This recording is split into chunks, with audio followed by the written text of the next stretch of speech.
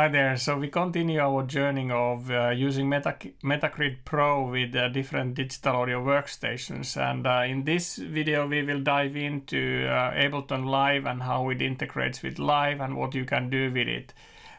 Giving some ideas on that, and then of course you can consider if that's something for you to kind of speed up your workflow and use this type of a controller. I have done already video about Cubase and MetaGrid Pro, and as well as Studio One and MetaGrid Pro. If you want to check them out, you'll see them in my channel.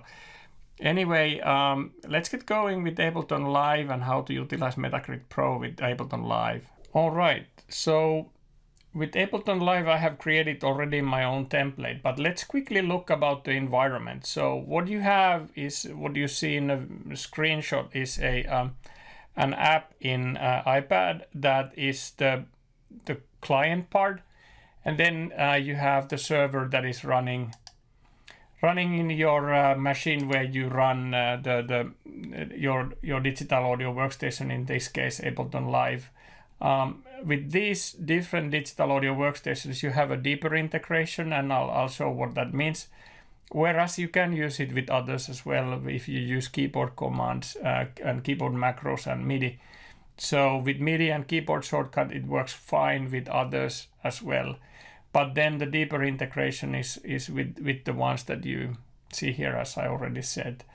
Okay, and then of course in Ableton Live, you need to go into the settings and set it up as your control surface.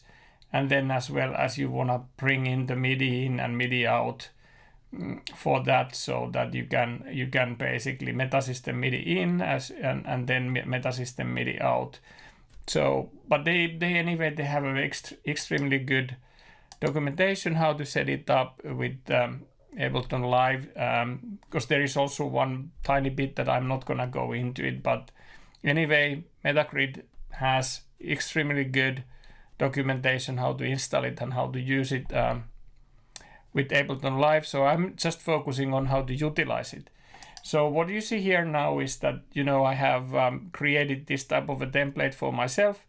And here I can basically also kind of do press one button like I pressed the master monitoring. It will bring all the monitoring plugins for you, which I have in my master channel, and then so I can open and close them. Then if I want to have my A/B tool, I can take that into view. I can basically change the view between arranger and session, device and clip and show browser, close browser. So easily, of course, where this is beneficial is that when using cross digital audio workstation, when you do these templates and you have the same functions in others mainly, then you don't need to remember the keyboard shortcuts, so you can just basically press the button and that's it. And so it makes things a bit more easy. But let's go here and let's do like I'll bring a contact here also. I let it low while I explain about the MetaGrid. So in a MetaGrid, you basically have an option to create these templates by yourself, and you can modify and deal with the layout. You can easily go and add a control like button, and then delete one. You can resize the controls. You can position the controls in a different places of the grid. Of course, you can just drag and drop them.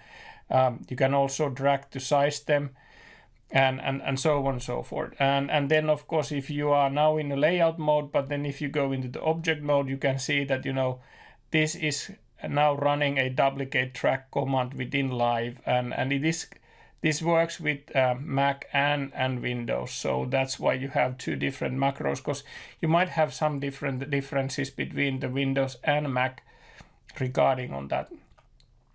And so that's basically one part of it. And then of course you can go here, you tap onto the area where you have the Live and Ableton in the upper left corner. You can actually then change different type of layouts.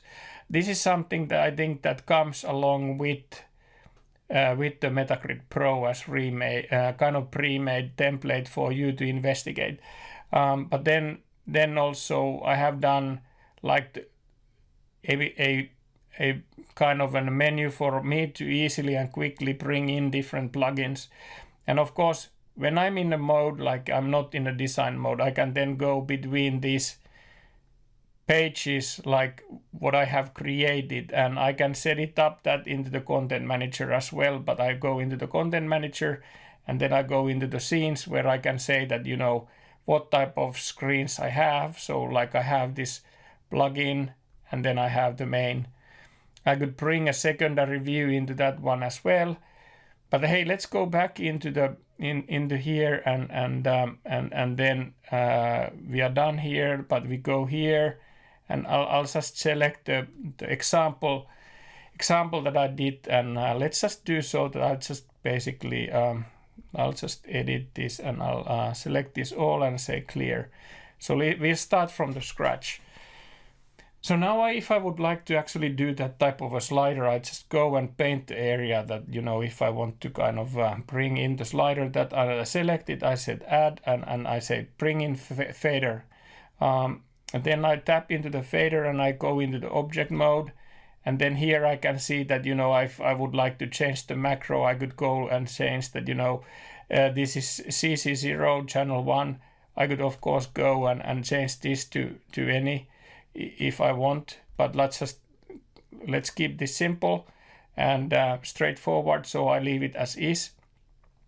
But now basically I have my fader here, and when I have integrated and defined the kind of the MIDI in, MIDI out, so what I could do here is that I could, for example, go now into the contact and open it up, and then let's bring an instrument there where we have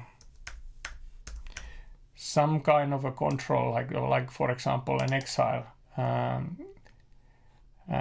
let's bring that in.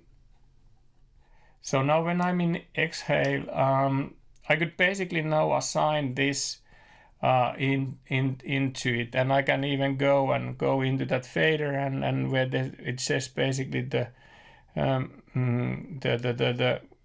cap, you can define that. Then you can have a text over there. And then of course, let's go and see from here. Then you have different kind of style presets and things like that. And then here is the title. You could basically say that, okay, you know, if I have this, this could be like the dirt that was in the selection. Let's do that. I guess I did something funny here. Let's bring the exhale back, and so now I have the dirt over there. I can go and right click and say learn mini CC automation. Then I go and touch, of course, the fader, and now I can control that from my MetaGrid. Of course, I could allocate that. I could remove this automation and now it doesn't do anything, but at the same time I can go and say Command M in Ableton and tap here, and then again touch the fader and now do a Command M, and now it would be my fader. I could also do it so that I could use that as my master fader. So I just go and delete this mapping from here, and I go into the master fader and I select it and do the same thing. And now when I'm I'm done, now I can control a master fader with this one. So very easy to kind of build your own type of things here. Let's do another example on here. I'll just leave it into the master fader. So we go into the layout mode, and we want to basically merge that and add a button. And in this case, when I program it, I have a choice of button, latching switch, and menu button. You could also call menu things. I could show a simple on that sample on that as well. I don't have the full version. I only have this Pro version, so I can do some simple things here. But yeah, let's do latching switch first. So for example, here now I could say that, you know, add a add a keyboard shortcut, and let's do a very simple, like let's do a tab. So now we have tab, and it would change between the you know, the arrangement view and the session view.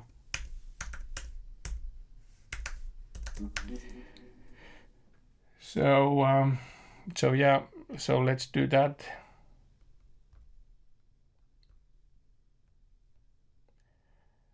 Arrangement, and we are done. Then we go, what is the latch on? So we could say here a session view.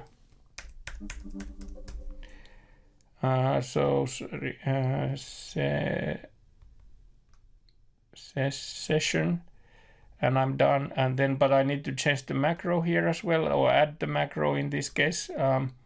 I go here and I say that, okay, it's the same tab.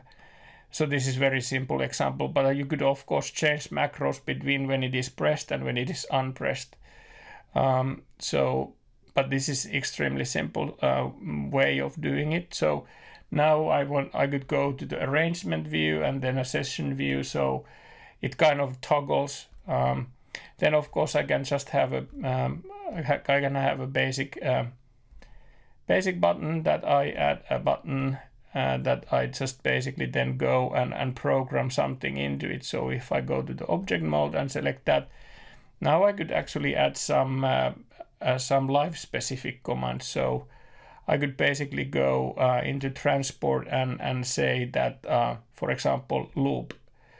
And now when I'm here, I have the macro defined. Then I can go here and I can actually put an icon there as well. Let's say that I want to have maybe a loop icon. Let's see what type of loops I have. That's close, but it's not the icon that Ableton use. Anyway, it's okay for us. We need to define the layout that it's not that one also, but it's also icon and text, for example. So you can have it like loop and done and done.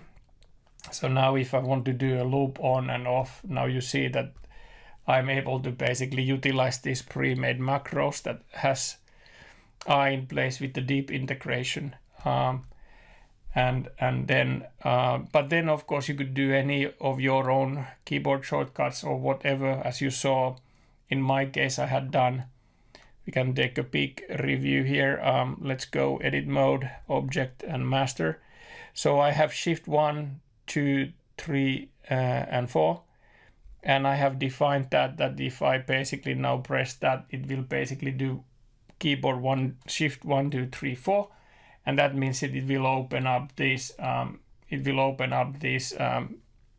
mastering monitor plugins that I have I cut it out, that part where I was lost with my mouse. So okay, story continues, but pretty much we have covered now everything. So of course from here I can go into the page that I created, but also if I go into the edit mode and I go into the content manager, I can define this now. If I go into the scenes and I want to have it as a secondary page for myself. So now I'm done. So I can now toggle between these two pages and then the new section that I have. So now I'm able to kind of deal with the master fader, change between the arrangement view and session view, and then enable and disable loop.